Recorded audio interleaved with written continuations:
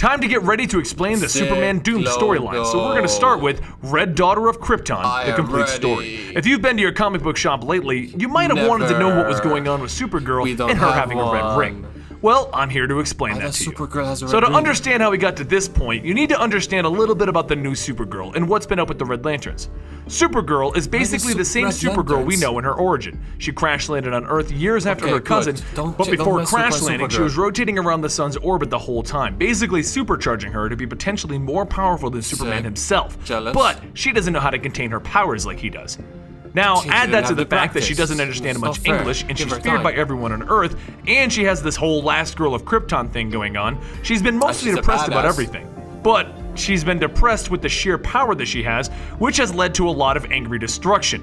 The very angry destruction that she doesn't care to control anymore. Where's Superman? Over on the Red Lantern side at this time, Guy Gardner has infiltrated the Red Lanterns to spy on Atrocitus for Hal Jordan. While Guy Gardner is fed up with being second fiddle to every other Green Lantern, he has gone ahead and chosen to remove Atrocitus' ring and rule the Red Lanterns as their leader. He's also a very angry guy trying to control his anger. Let's go ahead and start the story then. Weeks ago, before Guy Gardner showed up and removed him from power, Atrocitus decided to send off hundreds of Red Lantern rings. He felt that it was time for the Red Lanterns to be a feared entity in the universe once again. A Red Lantern ring is drawn to someone with massive hate and anger in their heart. And Supergirl is finally fed up. After the planet Earth misunderstanding her, after killing her own lover to save the planet, after ensuring Krypton dies in a time travel storyline, and after finally understanding and then losing Superboy, she just can't take it anymore. She is most likely more powerful than her cousin, and all anyone ever wants to do is tell her, I understand, let me help.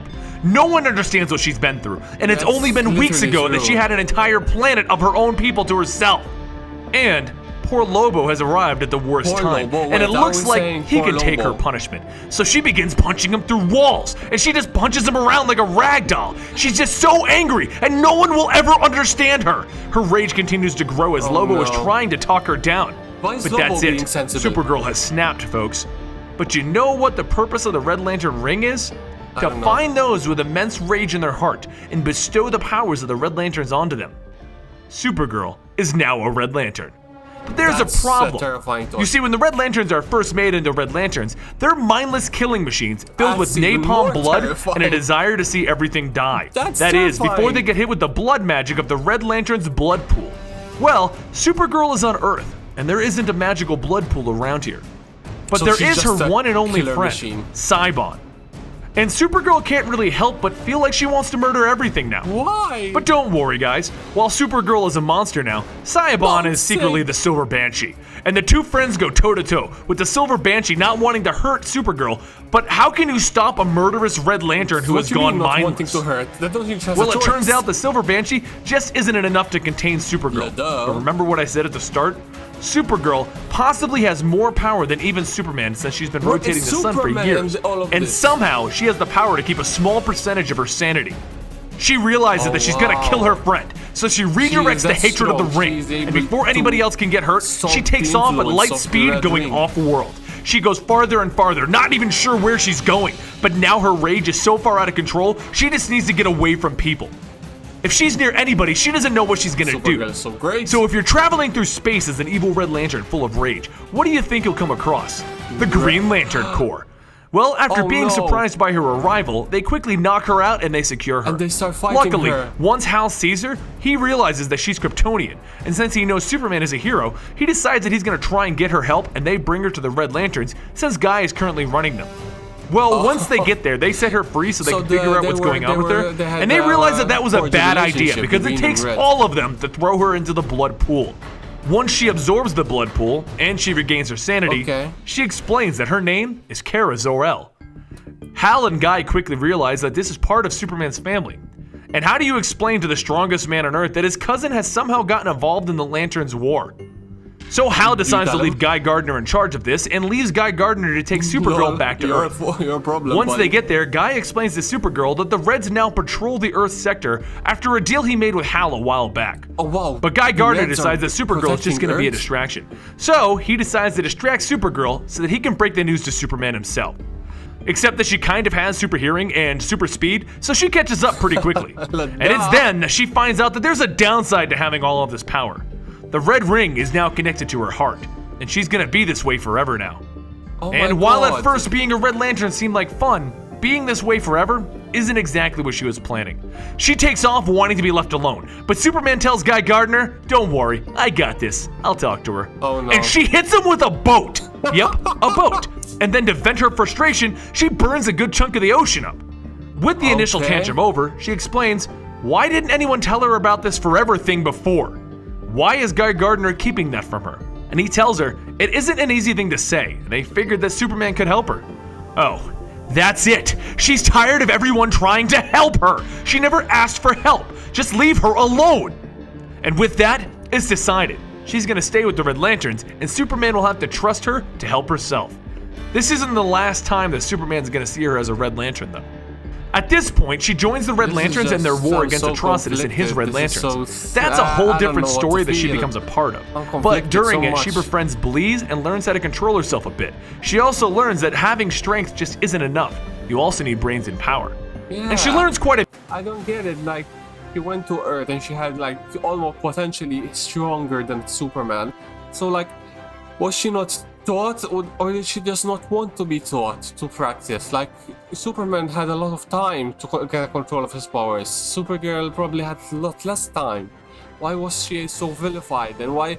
And like, everyone's trying to help her, but the closest person that could help her was Superman.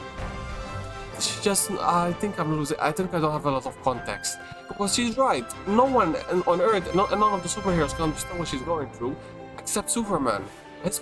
Their planet got destroyed. He lost his family. He was sent out on a freaking space pod. He could get it. He had the same powers, but she just didn't want. And she, I'm so, I don't know. I'm kind of confused. I can't understand. Like, I get it, not wanting, constantly not wanting help, not being like looked down on.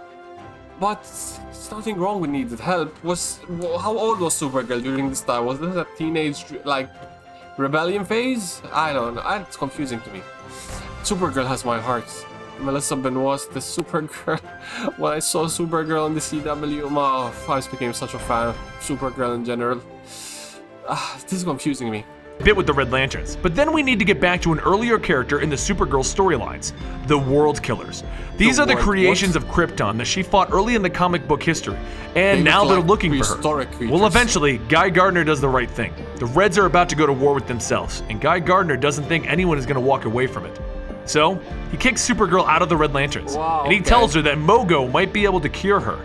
They have a tearful goodbye after everything that he's taught her. Now that she knows how to control her rage, she heads off to try and get this ring removed, but not before stopping by to see her cousin. You see, Superman during this whole time has been taken over by the Doomsday virus and is losing control to his own hatred, anger, and destruction. So who better to talk to him about how to control it than his Red Lantern cousin? After imparting a few words, she heads off, until she gets caught in a net by the World Killer's leader. He jumps right into a fight with her in space. So now we have a Red Lantern Supergirl, potentially the most powerful being in the universe, fighting against the World Killer leader in space. Does this beat Russian spacefarers from Hulk? Their fight gets super intense and they begin to fall into Earth's orbit when she blasts the World Killer and kills him? Well, not quite, as she discovers she killed his body. You see, this World Killer can move between its hosts and goes for the beings that are the most powerful on their planets. So why wouldn't he want to be the most powerful being in the entire universe right now? Now, normally he wouldn't be able to take her over because she's just that strong. Except that recently, Earth was blasted with a kryptonite nuke and the entire atmosphere is now filled with kryptonite to weaken Super Doomsday, which is what forced him to go into space to begin with. That's fair. So Supergirl is slowly falling into a kryptonite-filled Earth with a being trying to take over her body, and she just can't fight against him. The kryptonite in the air is getting too strong. No one wants to be around her, and removing this ring will kill her. That's it. She'll kill herself and kill the World Killer at the same time. It's the only thing that she can do to become worth something. She musters up just enough strength to hold the World Killer back, and she orders her ring to hyperjump her to the sun. She wants to remove the ring in the sun, killing herself and burning the World Killer up, since the heat will kill his form if it's not in a host. But even though she kills herself, it didn't work. The World Killer survived. and now he's gonna take over Superman's body. I mean, he's hosting Doomsday right now. That should be some good power right there. But wait, what? Supergirl survived removing the red ring and she's back to normal at full power. And she uppercuts the World Killer and just throws him directly into the sun. How? What How happened? much power What does she happen? have? No one has ever removed a red ring. That's just impossible. And even she's thinking about that. But before we can explore what kind of power she actually has, she needs to get back to Earth. You see, while all of this has been going on, Superman got infected by Doomsday. Brainiac has attacked, and the world is about to end. Okay, it sounds like Earth is So, dead. as soon as Superman Doomed ends, we'll continue this story. And until then, please subscribe to the channel, hit us up on Twitter, Facebook, and Google+, and I really hope you enjoyed this story.